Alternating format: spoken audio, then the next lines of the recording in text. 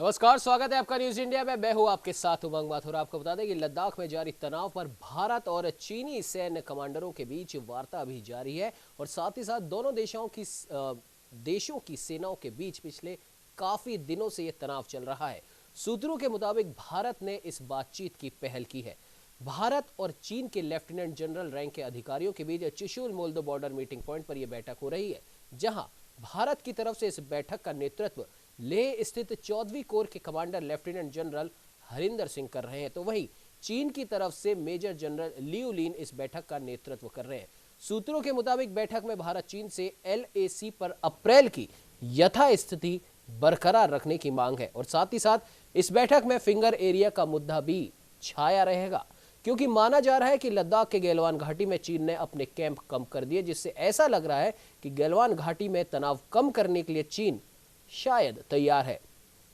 इसके अलावा भी चीन ने कई जगह डिसंगेज कर लिया है, लेकिन सबसे बड़ी बात यहां पर देखने वाली यह है कि क्या चीन दुनिया को एक प्रकार से गुमराह कर रहा है। कोरोना वायरस के नाम पर पूरी दुनिया जहां चीन के खिलाफ खड़ी है, उन सब चीजों से ध्यान हटाने के लिए क्या चीन ऐसी हरकत कर रहा है, या फिर ये उसके आगे आने वाले प्लान का ही एक हिस्सा हो। क्योंकि जब चीन ने बॉर्डर वाले इलाकों पर निर्माण किए, बेसिस बनाए, सड़कें बनाई, तब किसी को कोई आपत्ति नहीं थी, लेकिन जब से भारत ने भी ऐसा करना शुरू किया, तब से चीन की नजर थोड़ी टेढ़ी हो गई और तभी से इस विवाद की शुरुआत हुई।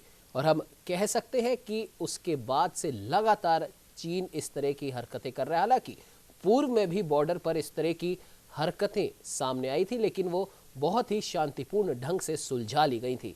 लेकिन अब शायद ऐसा लग रहा है कि चीन बहुत आसानी से मानने वाला नहीं है, लेकिन उसे अब ये भूल जाना चाहिए कि ये भारत 1960 वाला भारत नहीं है, ये भारत है 2020 का। और ऐसे में अगर जो भी उसके मंसूबे हैं वो उनको करता है, तो उसे मुंह की भी खानी पड़ सकती है। तो आपको बता दें कि चीन की इस हरकत का जवाब देने के लिए भारत भी पूरी तरीके से तैयार है। अब आपको बताएं कि इस पूरे मसले पर चीन और भारत के सैन्य जनरलों में बातचीत बॉर्डर पर लगातार जारी है।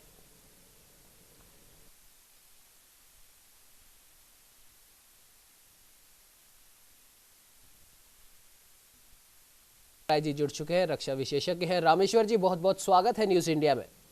नमस्कार रामेश्वर जी, हम कह सकते हैं कि 5 या 6 मई से इस विवाद की शुरुआत हुई थी, जब लद्दाख में चीनी सैनिकों ने भारतीय सैनिकों पर एक तरीके से कह सकते हैं बिना हथियारों के हमला किया था, पत्थरबाजी हुई थी। उसके बाद से यह विवाद लगातार बढ़ता जा रहा है, लेकिन अब भारत ने ही पहल, हमेशा की तरह भारत ने फिर बड़प्पन दिखाते हुए पहल तो जरूर की है। बातचीत दोनों देशों के बीच में जारी है। क्या लगता है आपको, क्या कुछ कहना चाहेंगे इस पूरे मसले पर?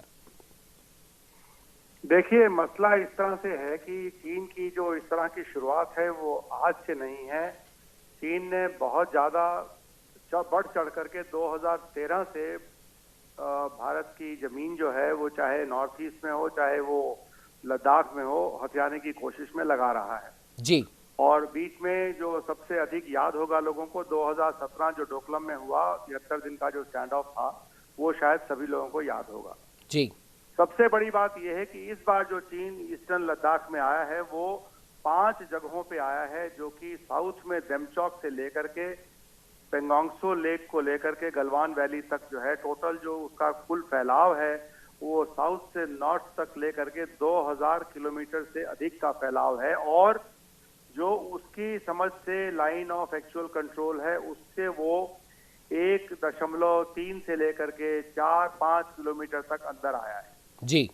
अभी वो पूरी तैयारी से आया लगता है, और ऐसा भी लगता है कि जो उसकी साठगांठ कई सालों से पाकिस्तान के साथ रही है, यहाँ ईस्टर्न लद्दाख में सियाचिन और उसके आगे जो बाल्टिस्तान गिलगिस्तान के सब इलाके हैं, उन सबके साथ अगर उसने अपनी साठगांठ मजबूती से दिखाना है तो उसके लिए ईस्टर्न लद्दाख से ज्यादा अच्छी उम्दा जगह नहीं हो सकती।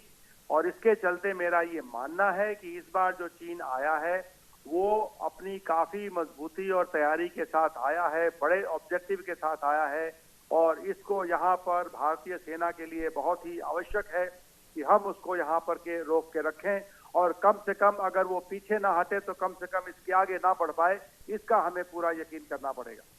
बिल्कुल रामेश्वर जी, लेकिन अगर यहाँ पर एक गौर करने वाली बात यह है कि चीनी सेना ने जो फिंगर जो एरिया है उनकी अगर यहाँ पर बात की जाए तो वो 8 एरिया ऐसे हैं जो पहले भारत की सीमा के अंदर ही आते थे और उनमें से 4 पर चीनी सेना ने कब्जा कर लिया और वो 5वें पर आगे बढ़ रही हैं।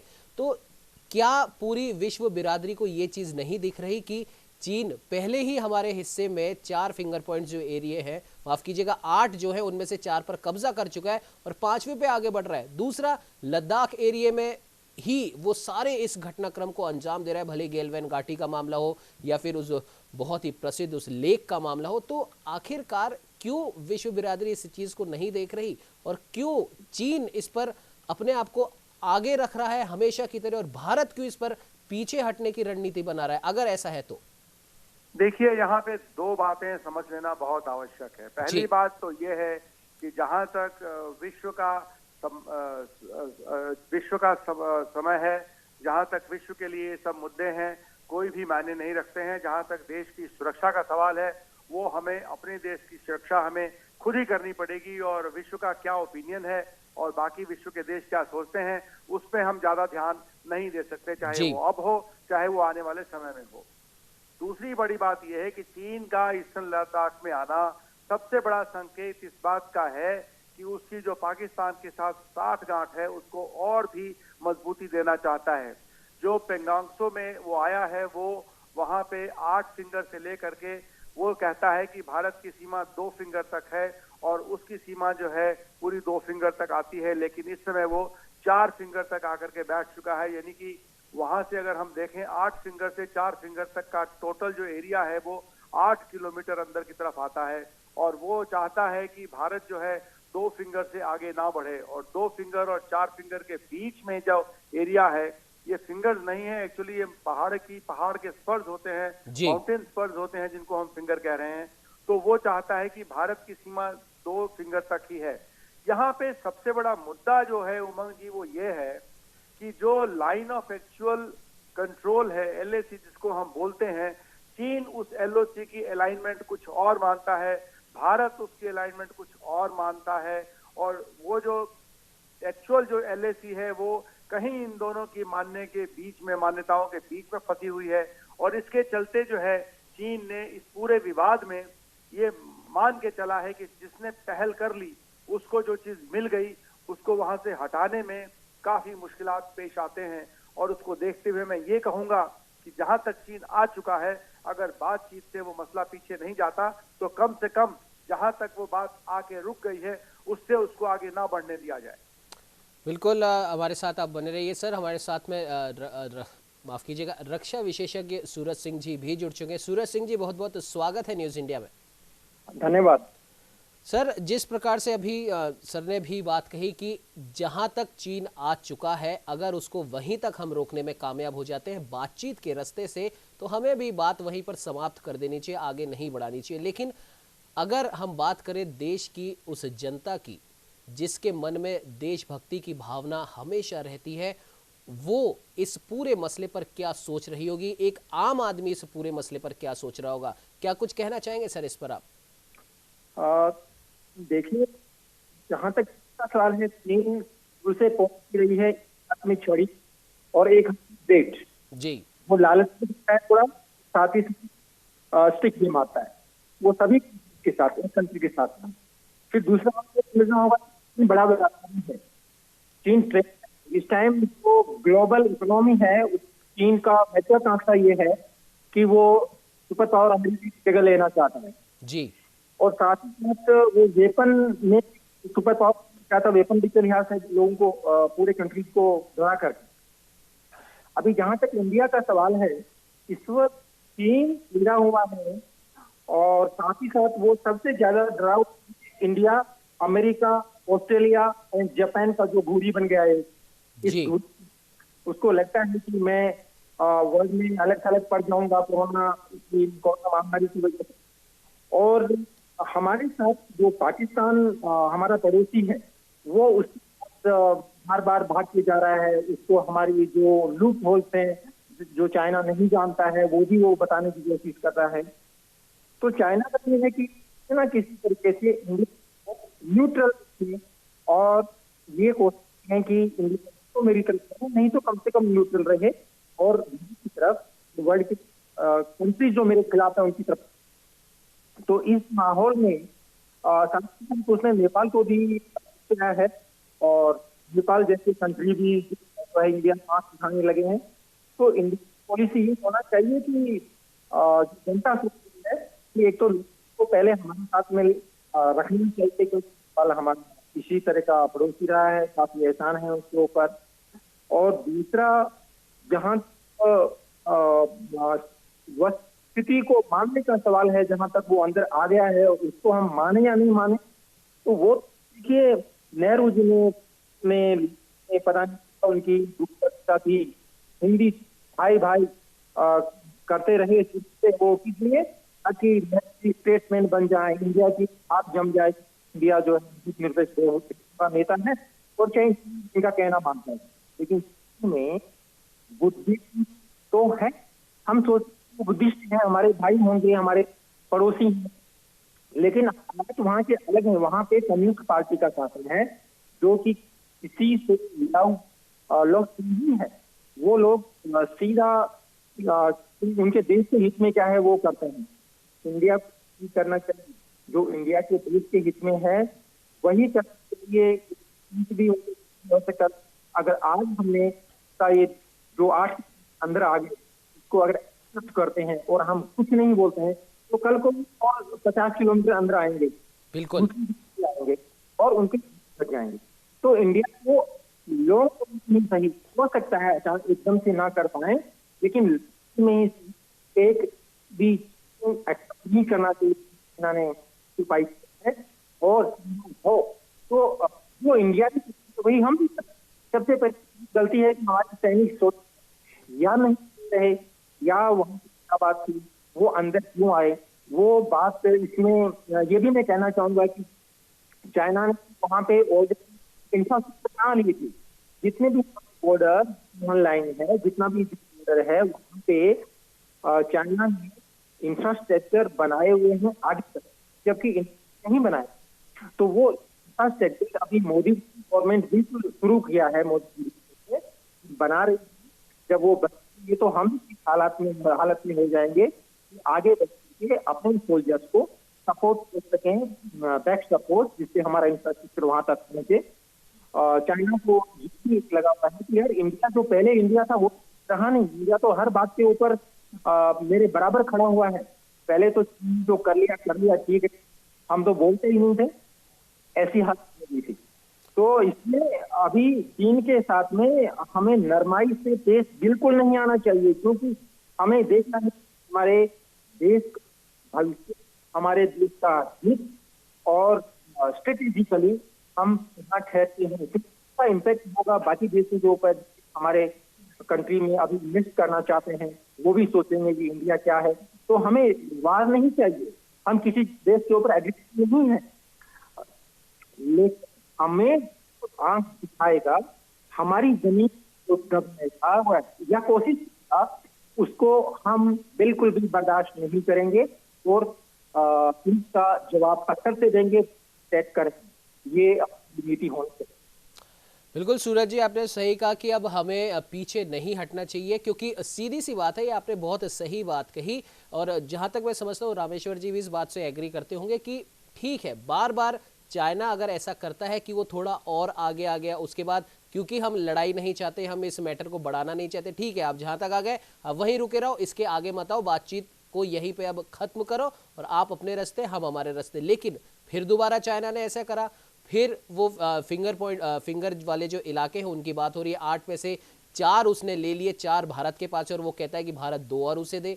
ठीक है, अगर मान लीजिए वो इसमें भी कामयाब हो जाता है तो हमारे हिस्से से पहले 4 निकले ही हुए हैं, 2 और निकल जाएंगे। तो जाहिर सी बात है अब हमें भी बहुत ही दृढ़ता से जहां पर हम हैं वहीं पर हमें रहना चाहिए। और जैसा कि चीन रणनीति अपना रहा है कि वो और 2 चाहता है, तो क्यों ना हम भी वैसे ही करें। ठीक है, हमें भी 2 दे दो, वरना आप जहां हो आप वहीं रुक रहे हो, उससे आगे आने की तो मत सोचो कम से कम। खैर, हमारे साथ में state head doctor Chandrasen Verma भी जुड़ चुके हैं। चंद्रसेन जी, अगर इस पूरे विवाद की जड़ में अगर जाकर देखें तो कहीं ना कहीं ऐसा लगता है कि ये विवाद तब शुरू हुआ जब एक तरफ तो पाकिस्तान, जो कि बराबर एक तो हमारा पड़ोसी है और बराबर हम पे आतंकवादी हमले या फिर जो एक उस कह सकते हैं कि अपनी सेना द्वारा बार बार घुसपैठ की कोशिश करना, बार बार सीमावर्ती इलाकों में फायरिंग करना, और इस वजह से जो हमारी भारतीय सेना है वो लगातार एक प्रॉक्सी वॉर पे हमेशा से खड़ी है पाकिस्तान से सटे इलाकों में, और उनकी एक युद्ध करने की जो क्षमता है वो दिनों दिन बढ़ती जा रही है। खैर, और उसके बाद में जैसे जैसे भारतीय सेना की जो ताकत लगातार बढ़ती जा रही है पिछले कुछ सालों में, क्या आपको ऐसा लगता है कि एक तो पॉलिटिकली डिप्लोमेटिकली भारत का विश्व में बढ़ता प्रभाव, और दूसरी तरफ चीन के रास्ते का जो सबसे बड़ी जो रुकावट है अमेरिका को पीछे छोड़ने के लिए, उसमें भारत सबसे मजबूती के साथ खड़ा है। क्या आपको ऐसा लग रहा है चंद्रसेन जी कि शायद यही वो प्रमुख वजह हो जो कि चीन भारत की तरफ टेढ़ी निगाहें करके बैठा है? तो बिल्कुल आपने बिल्कुल सही कहा, क्योंकि जिस तरीके से भारत की दूसरे देशों के प्रति जिस तरीके से दोस्ती बढ़ रही है, जिस तरीके से लोगों ने भारत को तवज्जो देना शुरू किया है, तो चीन के सीने पे सांप डोलने शुरू हो गए, और उसने हमेशा भारत के खिलाफ साम दाम दंड भेद की नीति अपनाई है। और वो हमेशा इसकी ये कोशिश रही है कि जो सीमाओं पर हमारे देश हैं, जो उसके सदाबहार दोस्त हैं पाकिस्तान और नेपाल, उनको वो उस तरह की हवा देता है कि मेढकों को भी जुकाम हो जाता है, और वो तरह तरह के टर जैसे बरसात में मेढक चिल्लाते हैं, उसी तरीके से वो चिल्लाना शुरू कर देते हैं। अब देखिए, भारत और चीन के बीच में लगभग 3,500 किलोमीटर की लंबी सीमा रेखा है, लेकिन चीन कहता नहीं साहब 2,000 किलोमीटर की है। 1 से 8 फिंगर तक भारत का पूरा अधिकार है, और वो कहता नहीं साहब आपका 2 फिंगर तक आपका अधिकार बनता है। तो लगातार वो इस तरह की हरकतें वो करता रहता है भारत के खिलाफ, और इससे दोनों देशों की सीमाओं पर सैनिक तैनात हैं। और अब मामला इतना गंभीर हो गया, इसी बात से जाना जा सकता है कि दोनों देशों के बीच में लेफ्टिनेंट जनरल स्तर की बातचीत आज इस समय वहां पर चल रही है। इससे पहले भी 10 बार बातचीत हुई है, 2 जून को भी बातचीत हुई है, लेकिन किसी का कोई निष्कर्ष अभी तक नहीं निकला है। लेकिन आज जो इस समय बैठक चल रही थी, हालांकि सुबह वो 9 बजे होनी थी, लेकिन थोड़ा लेट हुई, और इस समय अभी बैठक चल रही, वहां से क्या भी निष्कर्ष निकलेगा ये तो थोड़ी देर के बाद हमें दर्शकों को पता चलेगा। लेकिन जिस तरीके से चीन इस समय एक्टिवेट है और जिन चीजों का विरोध कर रहा है, याद कीजिए कारगिल के समय में जब युद्ध चल रहा था पाकिस्तान से हमारा, उस समय इन्होंने 5 किलोमीटर हमारे अंदर एरिया में आकर के सड़क बना ली। उसके बाद में जब भारतीय सेना ने सड़क बनाने की काम शुरू किया तो इसमें उनका इन्होंने विरोध कर दिया। अगर हम अपने एरिया में सड़क बना रहे हैं, हम अपने एरिया में वायुसेना के लिए वो सड़क बना रहे हैं कि जहां पर हमारे वायुसेना उतरेंगे, और हम अपने एरिया में अगर सैनिक की गतिविधियां और या रक्षा की गतिविधियां कर रहे हैं, तो उस पर भी इनके सीने पे सांप डोल रहा है। इनको अपनी स्थिति असुरक्षित लग रही। कारण भी ये है कि उन्होंने पहले से ही भारत के काफी अंग पे कब्जा कर रखा है। जो भारत का पार्ट है उस पर भी आप घुस आए हैं, और भारत सिर्फ इतना चाहता है जो अप्रैल तक जो स्थिति बनी हुई थी सीमाओं पर, उसी स्थिति में बने रहे, और कोई वो नया किसी तरीके का विवाद नहीं चाहता, क्योंकि पूरा विश्व इस समय कोरोना से लड़ रहा है, महामारी के खिलाफ लड़ रहा है, तो नई तरीके की मुसीबत नहीं चाहता है। लेकिन जो चीनियों के हौसले, जिस तरीके से उन्होंने अपने लड़ाकू विमान इकट्ठा किए, जिस तरीके से 5 मई को जो सैटेलाइट से जो पिक्चर्स आई है उसमें इन्होंने भारी मात्रा में अपने सैनिक इकट्ठा किए, तो उसके मंसूबे कुछ ठीक नहीं लग रहे हैं। उमंग, चंद्रसेन जी, क्या इन सब विवाद के पीछे कहीं वो खबर तो नहीं जो हमारे मौसम वैज्ञानिकों ने चलाई थी, पीओके के 2 हिस्सों का तापमान दिखाकर, और कहीं ना कहीं न सिर्फ पाकिस्तान को बल्कि विश्व बिरादरी को भी भारत ने अपनी तरफ से मजबूती से यह संदेश दिया था कि पीओके लंबे समय से हमारा हिस्सा है, था और रहेगा, और अब हम उस हिस्से को वापस लेने की ओर अग्रसर हो चुके हैं। क्या लगता है चंद्रसेन जी, वो घटना भी कहीं ना कहीं चीन के दिमाग में है? उमंग, जो भारत और चीन के बीच का तनाव है, ये महज 2 मुल्कों के बीच की बात नहीं है। इससे पूरा विश्व जो है वो पूरी नजरें गड़ाए बैठा है। खास तौर से अमेरिका, ऑस्ट्रेलिया, फ्रांस और कुछ पश्चिमी मुल्क जो है वो चीन को संयुक्त राष्ट्र में घेरने की कोशिश करेंगे। और ये अभी जो हमारी प्रधानमंत्री की मुलाकात ऑस्ट्रेलिया के प्रधानमंत्री से हुई है, उनकी जो नजदीकियां चीन ने देखी है, उससे उसमें चिंता की रेखाएं उसके माथे पर आ गई हैं। क्योंकि दोनों लोगों ने ये समझौता किया है कि एक दूसरे के स्पॉट पे जाके सैन्य के अभ्यास भी होंगे, और जो नजदीकी है व्यक्तिगत रूप से भी ऑस्ट्रेलिया के प्रधानमंत्री और भारत के प्रधानमंत्री एक साथ में हैं, इससे उसकी चिंताएं बढ़ गई हैं, क्योंकि जितने भी बड़े देश हैं उनकी नजरों में चाइना की स्थिति बिल्कुल क्लियर है। एक और तो ये वार चल रहा है कि ट्रेड वॉर चल रहा है कि वहां से सारा बुनिया बिस्तर कंपनियों ने उठा लिया। अमेरिका ने भी बिल्कुल साफ तौर पे बता दिया है, भारत ने भी बिल्कुल साफ तौर पे बता दिया है, और सारे देशों ने बिल्कुल साफ तौर पे बता दिया कि साहब किसी तरीके का हमें आपसे कोई लेन देन नहीं करना है। ट्रेड वॉर की एक शीत युद्ध चालू है। दूसरा सबसे बड़ा कारण है चाइना का कि वो हमेशा जो भारत के आसपास के जो दोनों सीमाएं हैं, जैसा कि अभी आपने कहा कि जैसे कि भारत ने जैसे ही मौसम की जानकारी देनी शुरू हुई तो भारत के इरादे स्पष्ट नजर आने लगे, और वो पार्ट जो है पाकिस्तान का, उसमें अघोषित रूप से पाकिस्तान ने वो चाइना को दे रखा है कि वहीं से सारी इनकी सरगर्मियां चलती हैं। अगर वो पार्ट अगर भारत के पास आ जाता है तो मुसीबतें चाइना के लिए बढ़ेंगी। नेपाल अगर इस तरह की एक्टिविटी नहीं करता है, अब इन्होंने 5G टावर वहां पे लगा दिए इन्होंने कहा कि पूरा एरिया उनके कब्जे में, इसको लेकर के नेपाल के अंदर भी विरोध शुरू हो गया। इन्होंने 5G टावर इसलिए लगाया कि वो चीन जो भारतीय सेना है या जो नेपाल की सेना है उस पर ये नजर रख सकते हैं कि भारतीय सेना में कहां पर क्या हो रहा है। भारतीय सेना ने तो कभी प्रयास नहीं किया, हम तो कभी उनके पार्ट में घुसे ही नहीं। हमने तो सिर्फ इतना कहा जो स्थिति पहले बनी है वो आज स्थिति बनी रहनी चाहिए, क्योंकि इस समय प्राथमिकताएं कुछ दूसरी है। लेकिन जिस मंसूबे के साथ ये आगे बढ़ रहा है, जो जमावड़ा लगा रहा है, जिस तरीके का ये हरकतें कर रहा है और आसपास के देशों को उकसा रहा है, और जिस तरीके से उसने अपनी सैन्य गतिविधियां बढ़ाई हैं, आप देखिए कि कितनी झड़पें हुई। और भारत और जो चाइना के लोग हैं वो किस तरीके से आपस में झड़प हो रही है, और ये तभी शांत होगा जब कोई एक निर्णय निकल आएगा। और दोनों देशों की जो आज बैठक चल रही है, दोनों देशों ने कूटनीतिक पहल कर अपने सैन्य अधिकारियों को एक साफ निर्देश दे दिए हैं कि हालात को नियंत्रण में करना है।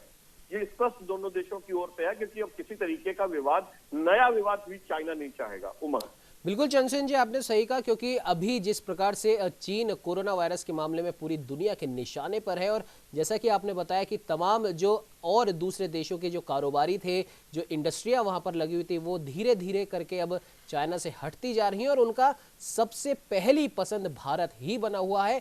तो जैसा कि हमने पहले भी कहा था कि डिप्लोमेटिकली और पॉलिटिकली जिस प्रकार से भारत की जो एक इमेज इस कोरोना कालखंड में पूरे विश्व के सामने बनी है, और पाकिस्तान जो हमें अक्सर आंखें दिखाता रहता है, उसको भी हमने कड़े शब्दों में कह दिया कि अब अपनी आंखें दिखाना बंद करो, और जो हिस्सा तुमने गैर कानूनी ढंग से अपने पास में रख रखा है वो भी अब हम वापस लेकर रहेंगे। तो शायद यही कुछ 2-3 वजह हैं जिनकी वजह से चीन बौखलाया हुआ है और इस तरह की हरकतें कर रहा है। फिलहाल आप तीनों का ही हमारे साथ जुड़ने के लिए बहुत बहुत धन्यवाद।